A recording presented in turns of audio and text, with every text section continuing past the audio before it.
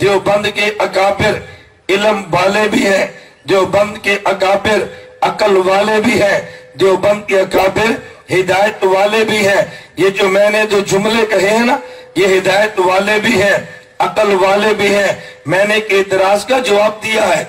हमें लोग कहते हैं हम मलाते हैं कुरान की तरफ, तुम बुलाते हो अबाओ अजदाद की तरफ। ये तो मुशरिकीन मक्का का तरीका है। जब उन्हें कहा जाता तालो आ जाओ कुरान की तरफ, आ जाओ हदीस की तरफ, आ जाओ किताबुल्लाह की तरफ, तो कुरान कहते हैं, मुशरिकीन मक्का कहते नाना हम तो वो करेंगे मा अल्फैना अलैहि आबाअना, हम तो बाप दादे की बात मानेंगे। तो मुशरिकीन मक्का की तरह हो और कुरान कहते वो बाप दादा की बात करते, तुम्हें कुरान कहते हैं, तुम बाप दादा की बात करते हो। मैंने कहा बेटा आपने आधा कुरान पढ़ा, पूरा नहीं पढ़ा, आधी आयत पढ़ी, पूरी नहीं पढ़ी। कहते क्या मतलब? मैंने कहा आगे कुरान की इसी आयत में है अवलो काना आबाहुम ला याक़िलूना शैअन वला यहतदूना।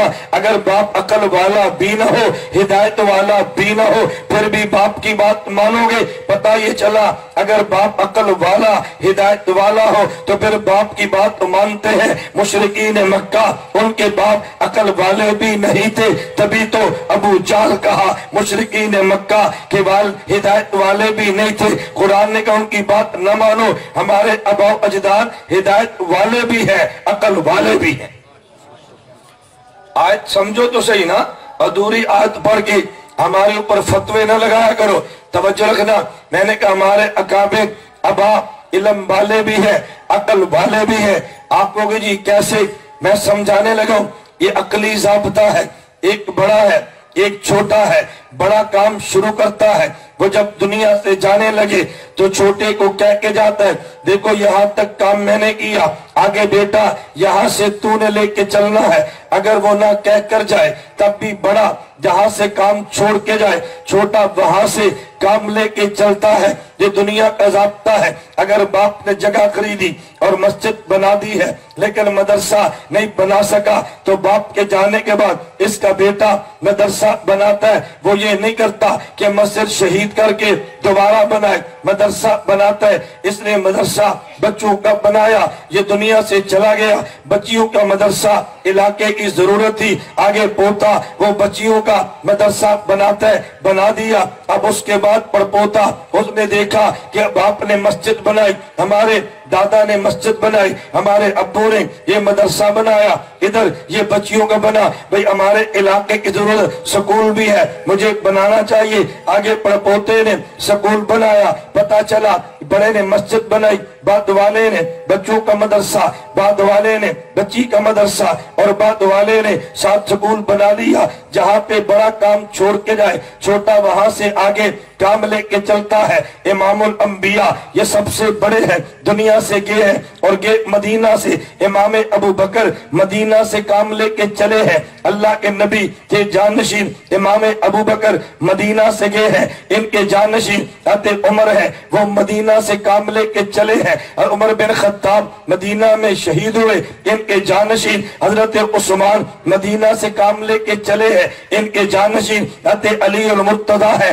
अली अल मुर्तदा मक्का से मदीना, मदीना से चले हैं और कूफा में जाके शहीद हुए हैं। अल्लाह के नबी के बाद पहले खलीफा अबू बकर है, दूसरे उमर है, तीसरे उस्मान है, चौथे अली है। इनके बाद बारी इमामों की आई है तो चौथे इमाम अहमद है, तीसरे इमाम शाफी, दूसरे इमाम मालिक और पहले इमाम अबू हनीफा। खुलफाए राशिदीन में खुलफाए अरबा में चौथे आखिरी अली अल मुर्तदा है और आइम्मा अरबा में पहले इमाम अबू हनीफा। तो जहां से चौथे ने जाना था वहां पे पहले ने आना था। अगर चौथा मक्का में शहीद होता तो पहला मक्का में आता, अगर चौथा मदीना में वफात पाता तो पहला इमाम मदीना में पैदा होता। जब चौथा खलीफा कूफा में शहीद हुआ तो पहले इमाम ने कूफा में आना था। जहां बड़ा काम छोड़ के जाए वहां छोटा काम लेके चलता है। कूफा आखिरी खलीफा की जाए शहादत है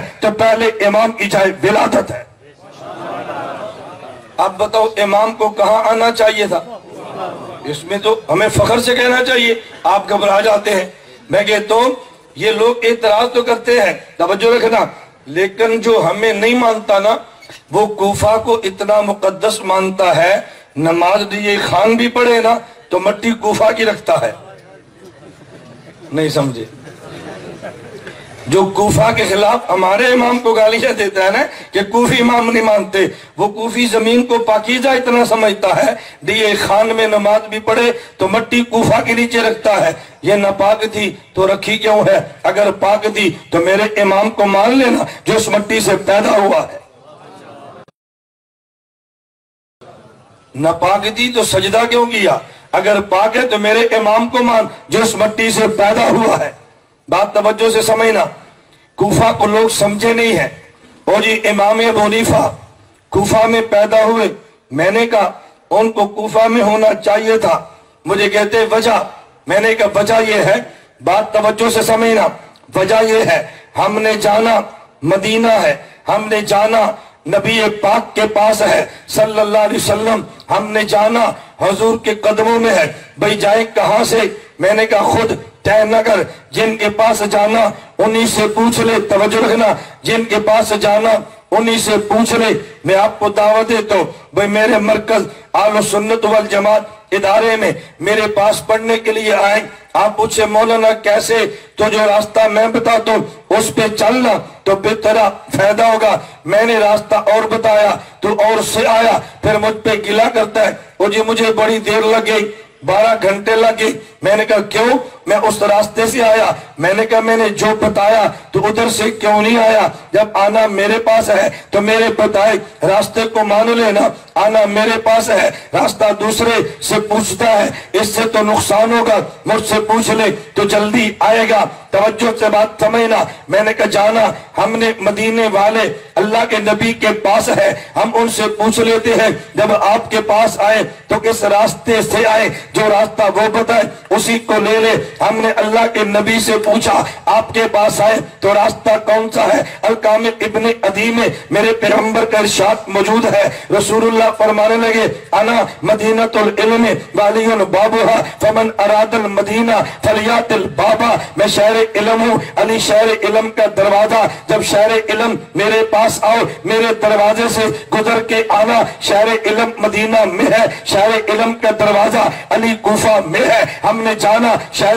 علم کے پاس ہے، انہوں نے بتایا دروازے سے آنا، دروازہ مدینہ میں نہیں ہے، دروازہ کوفہ میں ہے، اور کوفہ میں دربان امام اعظم ابو حنیفہ، ہم نے دروازے کو دیکھا، دربان سے پوچھا ہے، پہنچے مدینہ، لیکن وہاں سے جہاں سے مدینے والے نے فرمایا پہنچے مدینہ، لیکن جس راستے سے مدینے والے نے فرمایا جن کے پاس جائے انہوں نے ہمیں یہ راستہ بتایا ادھر سے آؤ، تو ہم تو پابند ہیں ان کے، تیری بات کیوں مانے؟ جن کے پاس جانا ہے انہی کی بات مان کے چلے گئے نا۔